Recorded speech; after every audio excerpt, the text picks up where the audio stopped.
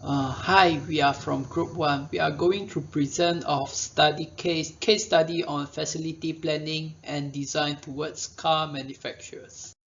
Our group consists of four members, which is Amirul Anwar, me myself, Daniel Tay, Deepan Raj, and Ko Jing Xian.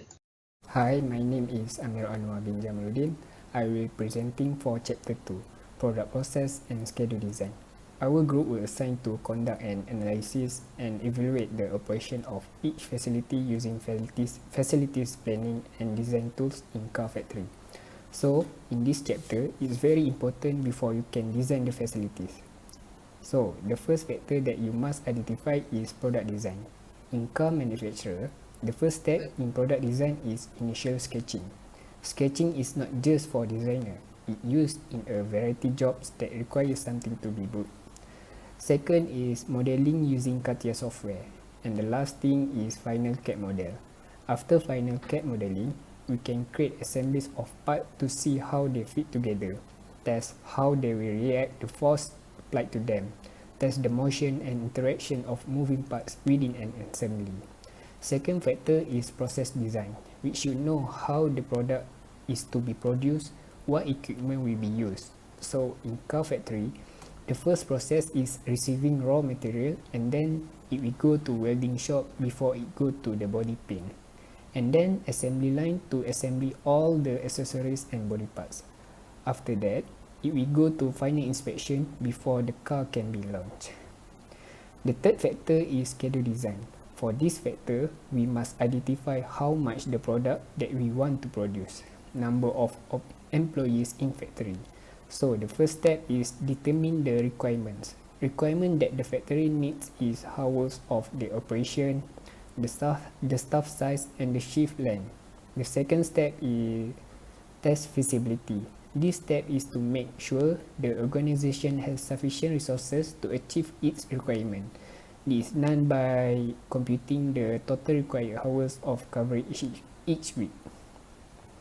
Third step is develop a strategy, and the last step is choose the best strategy from alternative strategy. Once the product, process and schedule design decision have been made, the facilities planners need to organize the information and generate and evaluate layout, handling, storage and unit load design alternative.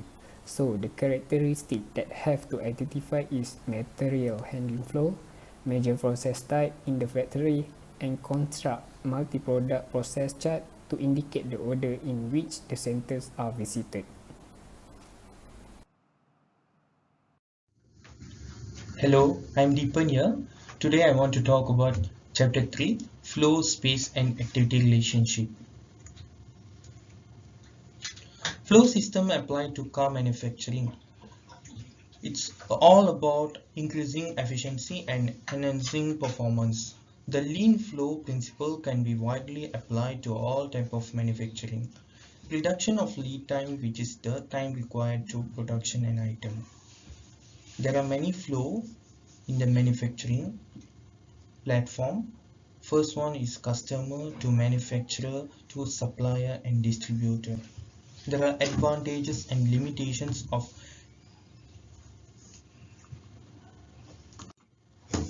the advantages and limitations of departmental planning.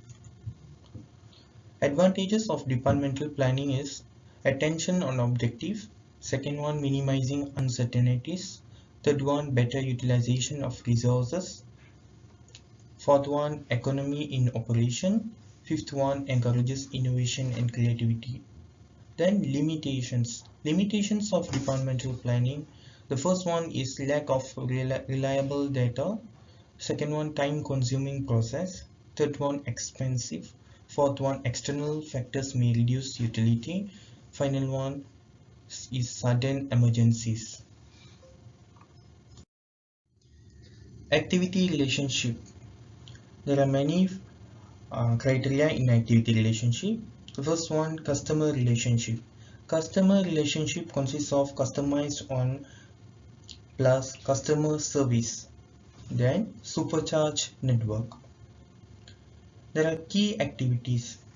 R&D design and software development, and manufacturing and sales in key activities. Later on, key resources. Key resources contain three items. First one, brand. Second one, car assembly line. Third one, battery technology plus autonomous. Hi, I'm Ko Jingxian, and right now I'm going to explain on the chapter 4, which is personal requirements. There are few basic requirements that we are going to decide, and the first one is the car parking. How we determine the car parking is we referring to the numbers of employees on the company, and also we provide the OKU car parking for those employees which are in disabled condition. The second one is the storage space for personal belongings, and such as the helmet, lab coat, bag, important things that bring by the employees before they are going to the working in the workshop. And third is the toilets. The number of toilets we need to decide based on the number of employees, and the location of the toilets we have also considered because we want to reduce the walking path of the employees when they are during their working condition. And next, cafeteria. We will decide the location and the start, and for example we place the cafeteria near the entrance for easier to packaging and delivery. And next, choir space or prayer space. This is for religion purpose because every employee got their own religion, and this is quite important for them. And lastly, health services. We decide to provide a small clinic or a health center which consists of basic medical instruments which could be held when there's an accident happen during the workstation, or the employees get small injured during their work. Okay, that's all. Hi, my name is Daniel. Today I'm going to introduce on the chapter material handlings. In the past 70 years, material handling in car manufacturing have gone through several transformations, from the assembly line worker by individual worker to assembly line of modern material handling machines, robots, and knowledgeable workers.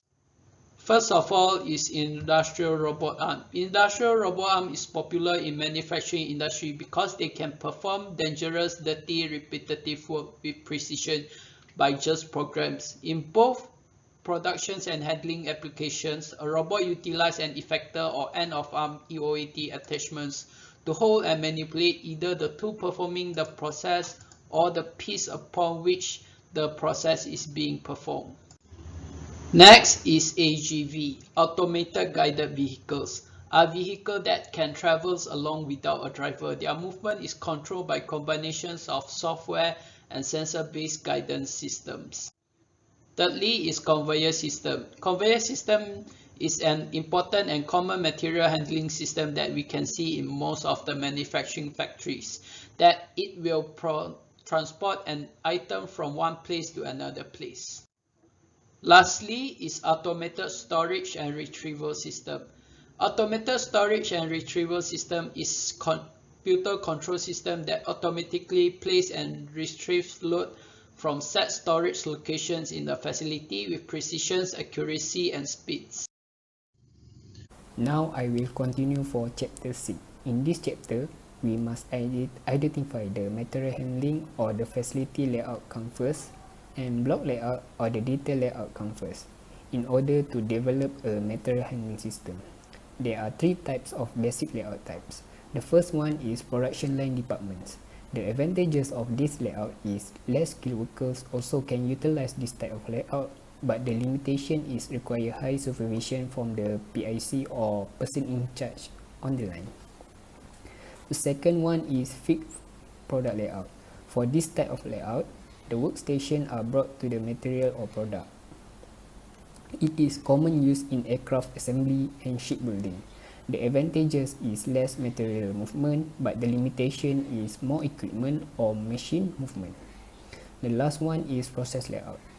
The advantages of this layout is shorter travel distance, as the distance processed by process is not too far, and the limitation is complicated production control.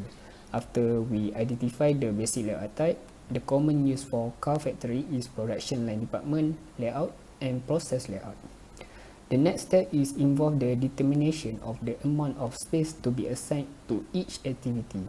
Once the space assignment have been made, space templates are developed for each planning department, and the space is hung on the relationship diagram to obtain the space relationship diagram. So this is an example for car factory activity relationship diagram between the department. We put the value A for absolute necessary for receiving and shipping department, value E especially important for paint shop and chassis body department, and value U unimportant for office and receiving raw material department. Chapter 7, Warehouse Operation. Warehouse operations covers a number of important areas, from the receiving organization, fulfillment and distribution processes. These areas include receiving of goods, cross-docking of goods, organizing and storing inventory. There are functions in the warehouse. The first one is robotics, second one data collection and analysis, third one ergonomic equipment, and fourth one health and safety facilities for staffs.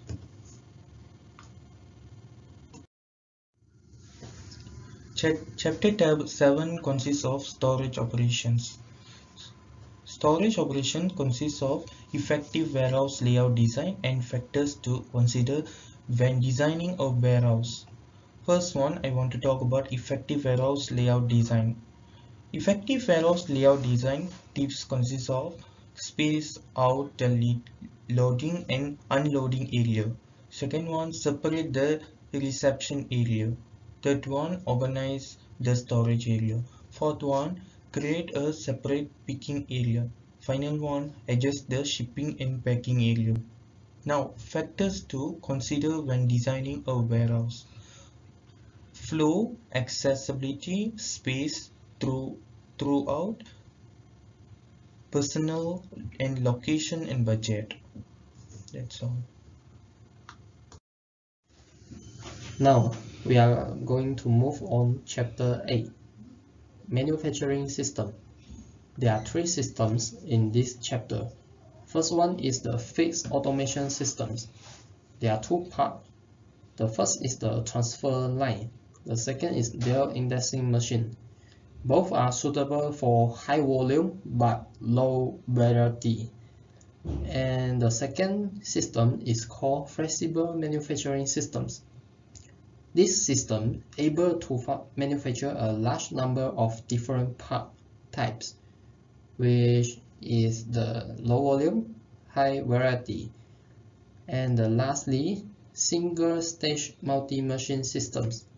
There are 5 resources in this system, which is the manufacturing configuration and machines, the second parts, tools, the fourth part transporter, and lastly tools carriers. Now we proceed to just-in-time manufacturing, JIT, and this concept is developed in 1960 by Ono Taichi at the Toyota Motor Company in Japan. There are 7 elimination of waste which involved in this JIT. The first one is the overproduction. The second one is waiting.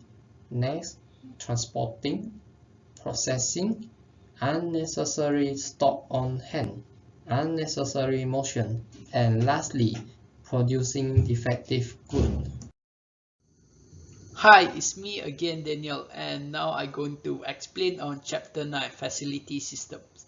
Facility Management System is a management discipline that's focused on the efficiency and effective to support service related to real property. It encompasses multiple disciplines to ensure functionality, comfort, safety, and efficiency of the built environments by integrating people, places, process, and technologies. Atmospheric system, or in other words called heating, ventilation, air conditioning systems. Atmospheric system provide for the health and comforts of occupants and for the needs of building equipments and machineries. Atmospheric system respond to these criteria by heating and cooling building air and by controlling humidities. Next is lighting system. In manufacturing industrial, proper lighting makes all task work safe and easier. So lighting system is crucial system within a manufacturing system.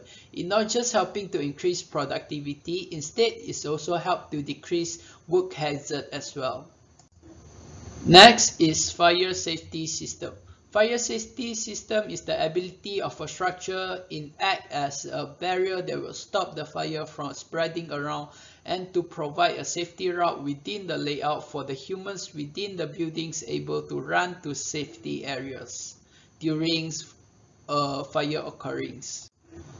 Next is the facility maintenance management system. The facility maintenance management system is a system that will support long-term physical asset management and day-to-day maintenance. It will encompass maintenance of internal equipment, manufacturing, warehousing, and service.